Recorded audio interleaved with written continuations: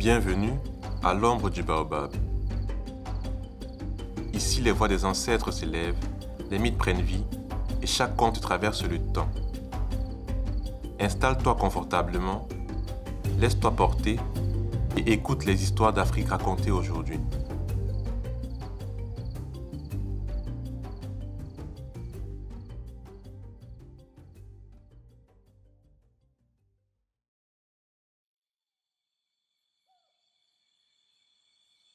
Il existe une faim si profonde qu'elle change les hommes.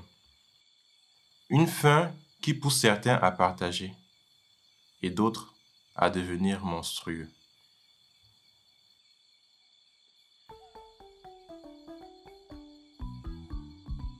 Depuis des mois, la famine frappait le pays d'Anansi. Les récoltes avaient disparu, les rivières s'asséchaient et chaque jour, les ventres criaient un peu plus fort. Dans sa pauvre hutte, la femme d'Anansi et ses enfants mouraient lentement de faim. Mais il n'y avait plus rien à manger. Rien. Un jour, désespéré, Anansi regarda vers la mer. Et au loin, au milieu des eaux, il aperçut une minuscule île. Sur cette île se dressait un grand palmier et au sommet, des noix de coco. Pour Anansi, c'était peut-être la seule nourriture encore accessible. Mais une question demeurait. Comment atteindre cette île? Lorsqu'il arriva sur le rivage, Anansi découvrit une vieille embarcation brisée. Le bateau semblait à peine capable de flotter. Mais la faim donne du courage aux hommes. Alors, Anansi poussa l'embarcation vers l'eau. Une vague surgit et le rejeta sur la plage. Une deuxième fois, puis une troisième fois. 6 fois, la mer le repoussa. Mais à la 7e tentative, le bateau passa. Après un long moment, Anansi atteignit enfin l'île. Il attacha le bateau au tronc du palmier, puis commença à grimper. Lentement, difficilement, mais la faim lui donnait des forces. Enfin, il atteignit les noix de coco. Alors, il les décrocha une par une et les lança vers le bateau. Mais chacune manqua sa cible. Encore une, puis une autre. Toutes disparurent dans la mer. Il n'en restait plus qu'une. Anansi visa soigneusement et lança la dernière noix. Anansi n'avait rien mangé. Tout était perdu. Alors, dans son désespoir, il se jeta lui aussi dans la mer. Mais au lieu de se noyer, il ouvrit les yeux et découvrit quelque chose d'impossible. Il se tenait debout au fond de l'océan. Devant lui se trouvait une petite maison. Et de cette maison sortit un vieil homme. C'était Thunder, le tonnerre. Thunder écouta l'histoire d'Anansi. Puis, sans hésiter, il entra dans sa maison et revint avec un grand pot de cuisine. Prends ceci.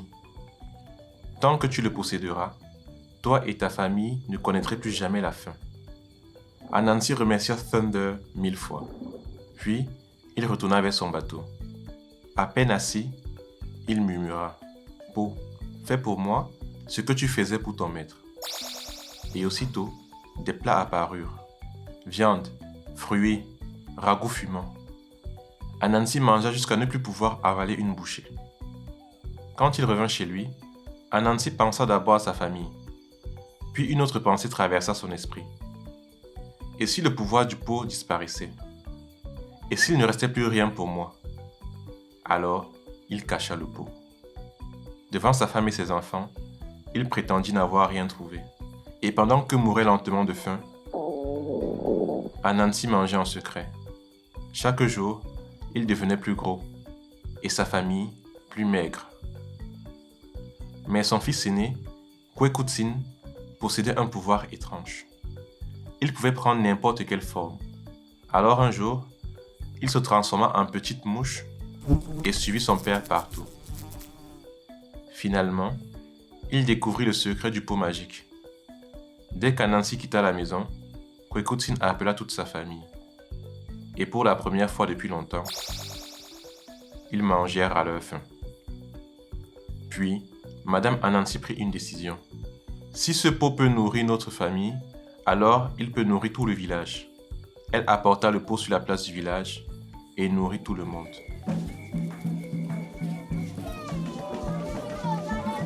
Mais le pot travailla tellement qu'il devint brûlant. Puis soudain, il fondit complètement. Quand Anansi découvrit la disparition du pot, sa colère fut immense. Mais au fond, ce qui le blessait le plus, ce n'était pas la faim. C'était d'avoir perdu quelque chose qu'il refusait de partager. Alors, au lever du jour, Anansi retourna vers la mer, car il voulait encore davantage.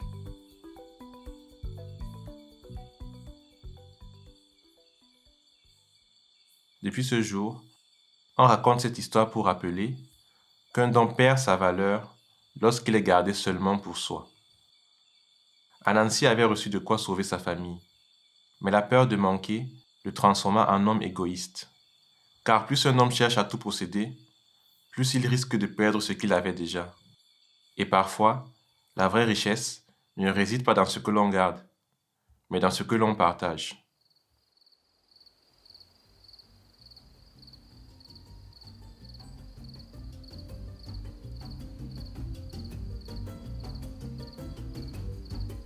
Merci d'avoir partagé ce moment à l'ombre du baobab.